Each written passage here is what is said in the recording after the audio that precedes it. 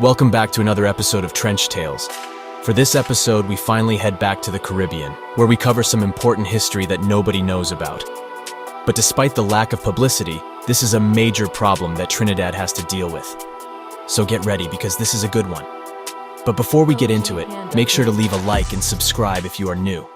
So let's get into it. We start off about 3,000 miles southeast of the United States, in the beautiful Trinidad and Tobago. In the underbelly of Trinidad, dancehall artist Rebel 6 emerged as a mysterious presence, captivating attention by releasing powerful diss tracks, targeting his adversaries.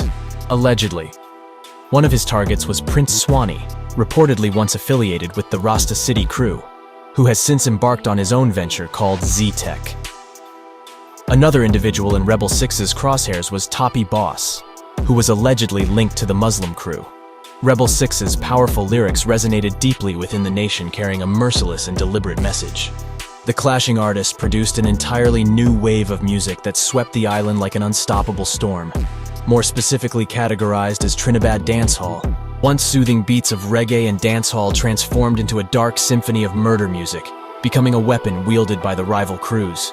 Another bloody night has plagued the Port of Spain division with 3 murders and a spate of shootings in the Laventil area. Reports are that in St. Barb's around 9:30 on Wednesday evening, Dexter Polskin Joseph, an alleged leader of the St. Barb's arm of Rasta City gang, was killed. The consequences were devastating as the infectious musical epidemic gripped the nation, plunging it into a never-ending nightmare. Trinidad's murder rates skyrocketed, gunshots blazing in the streets, a chilling testament to the power of this unholy marriage between music and violence. The results, ranking the country just below Afghanistan on the crime index. In the midst of this chaos, Rebel 6 became a target of a sinister plan. He was ambushed by his rivals, driven by betrayal and jealousy. Before we dive deep into the wicked and wild world of Armageddon, let's rewind the clock and unravel how this war between cliques actually started. Trinidad and Tobago, once colonized by the British Crown, boasts a unique ethnic mix, but has faced historical problems with divisions along racial lines. In 1962, it gained independence from Great Britain and became a sovereign nation, eventually declaring itself a republic in 1976. Since gaining independence, Trinidad and Tobago has been marked by a divide between two political parties. The People's National Movement, a leftist liberal socialist party, has been championed by the Rasta City crew of the Rastafarian culture, advocating for equality and fairness for all. On the flip side, there's the United National Congress, UNC, a conservative party favoring free markets and limited social services. They basically oppose the PNM in every way they can, going beyond mere political differences. Unlike in most places, political parties in Trinidad are deeply divided. Neighborhoods align themselves with either the PNM or UNC, creating bitter rivalries. Even neighboring streets become enemies if they support different parties. So if one neighborhood is PNM and across the street is UNC, they have to be bitter rivals. This holds especially true in the capital city of Port of Spain, where things have spiraled out of control. Since the 1960s, it has become one of the most dangerous cities worldwide, largely because of intense political rivalries. But in recent times, the rise of Trinidad dancehall murder music has added to the chaos. Artists from different camps diss each other, and citizens have normalized these violent messages, using them as fuel for their own violent activities. Initially, children had the freedom to choose their own political beliefs, but over time, it shifted to being determined by the neighborhood they grew up in.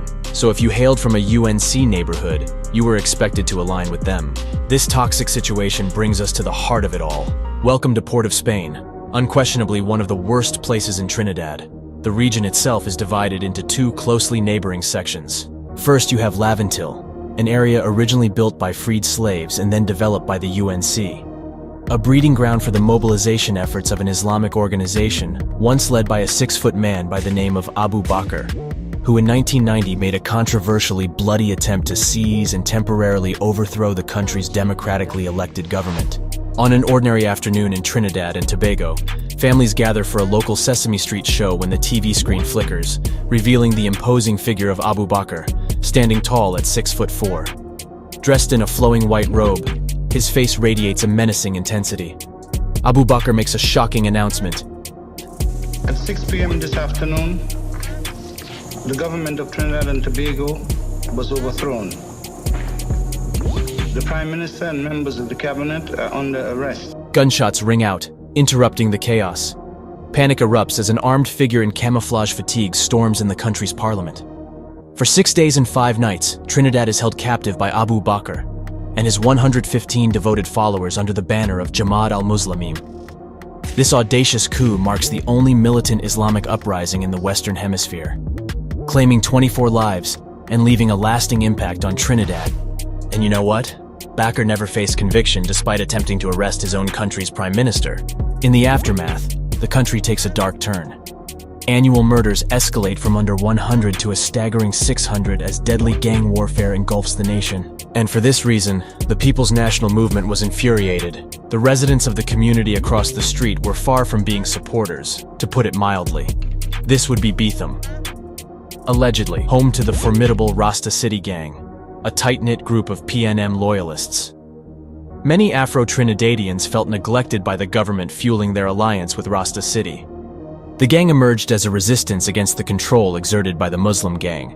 The Muslims controlled the majority of the area's weapons, drugs, and wealth, while Rasta City has deep Rastafarian roots originating from Jamaica and their reverence for Emperor Haile Selassie, whom they consider the embodiment of Jesus.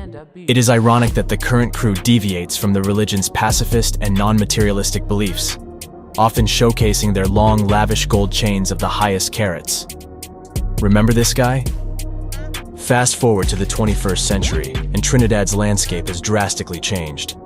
Two dominant gangs, the Nines Muslims and the Sevens Rasta City, have transformed into umbrella organizations sheltering 42 offspring gangs, comprising both Rasta City and Muslim units. Amidst the vibrant music scene in Trinidad, two names stood out, captivating the nation with their exceptional talent. Prince Swanee, mesmerizing audiences worldwide with his chart-topping hit, Catch 22, and Rebel 6, a highly favored dancehall artist. What many may not know is that these two artists were once close friends, and allegedly even a part of the same Sevens Rasta City camp. Growing up together, they collaborated on songs and shared dreams of using their musical gifts to escape the streets. However, tragedy struck when Rebel 6 became disenchanted with the way the Seven camp was being led by its authorities. This discord reportedly caused a rift between Prince Swanee and Rebel 6, turning once loyal friends into bitter enemies. The falling out was fueled by corruption and negative vibes infecting the Rasta City camp. As a result, Rebel 6 decided to part ways and eventually joined the Six crew, reportedly led by the infamous dancehall entertainer Squash.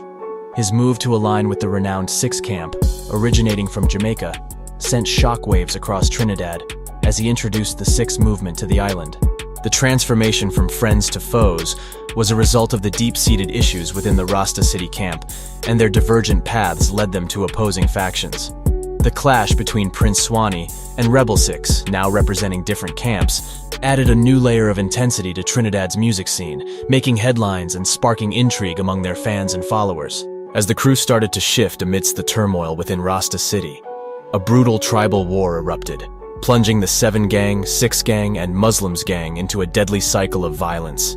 Night and day, they ruthlessly attempted to assassinate each other, making the streets as hot as ever. Realizing that things had spiraled out of control, the top artists from each group decided to initiate a peace meeting on July 4, 2020. The Sixes, Rasta City, and the Muslims were poised to set aside their differences and sign a treaty, a glimmer of hope amidst the darkness.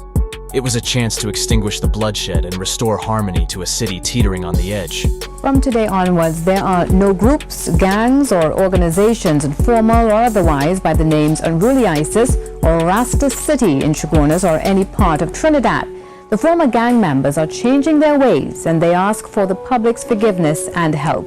However, as the appointed hour approached, Rebel 6 chose to betray the truce. Suspicion gripped his mind, convinced that the peace meeting was a treacherous trap, a cunning ploy to outsmart him and fake reconciliation. By deliberately snubbing the gathering, Rebel 6 sent a chilling message to the Rasta and Muslim camps. They interpreted his absence as a deceitful sign, a signal that the beef remained far from over, and he craved war instead. The shadows grew darker on that fateful Sunday night, enveloping Rebel 6's residence in Viceroy Crescent, literally less than 24 hours after the peace meeting. Lost in the virtual world of video games, he remained oblivious to the impending danger lurking just beyond his open front door. Unbeknownst to him, his sanctuary was about to be violated by an unfathomable darkness. Suddenly, the tranquility of the night was shattered as two figures silently infiltrated his home like footsteps of stealthy Navy SEALs. Allegedly. Startled by a sound, Rebel 6 momentarily removed his video game headset but dismissed it as nothing, placing it back on instead of reaching for a weapon. Unaware of the intruders, he turned towards the door and felt a chill run down his spine as he confronted the looming presence before him. In a horrifying symphony, the walls echoed with the eruption of gunfire. Bullets cut through the air, their deadly purpose homing in on their target. The assailants unleashed a relentless storm of bullets, approximately 20 finding their mark on Rebel 6. Amidst the chaos, a relative stood frozen in terror, silently witnessing the nightmarish scene. Miraculously, fate spared them, leaving them unscathed as the assassins swiftly escaped the premises. Loud sirens screamed through the dark night while the cops raced like lightning. They scooped up the injured Rebel 6 in a hurry, zooming him off to Arima Hospital. But fate, being heartless, had already made its move. As they raced ahead, Rebel 6's life slipped away, stolen by the merciless hands of his assailants. In the aftermath of the harrowing attack, silence descended upon Viceroy Crescent. A heavy shroud of mourning and devastation. The night once filled with hopes and dreams now carried the weight of tragedy. A vibrant voice in the music world silenced forever. The grim announcement came from the lips of the authorities. This was no random act of violence. Gang warfare had stained the streets with blood once more. As the city grappled with grief, an insidious question lurked in the shadows. Who orchestrated this sinister plot? The investigation for answers began as the puzzle of motives and perpetrators unraveled. Departing from the Sevens, Rebel 6 inadvertently painted a target on his back, igniting the flames of vengeance in the hearts of those left behind. Amidst the tangled threads of their shared past, a haunting question by fans lingered. Could Swanee, possibly once a trusted companion, be driven by jealousy that festered like a venomous serpent? However, I doubt this was the case. In the backdrop of this risky dance between rival crews, the Muslims, a mere adversary on the surface reportedly held secrets of their own. Whispers of Rebel 6's desire to break free from the Sixth group to join the Muslims circulated, casting shadows of suspicion that it could have allegedly been members of his own Sixth group who placed the hit.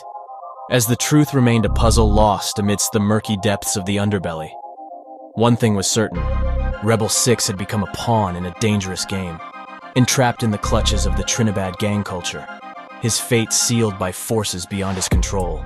In the midst of this tale, the truth still waits in the shadows, awaiting for its moment to be unveiled. Until then, let us know what you think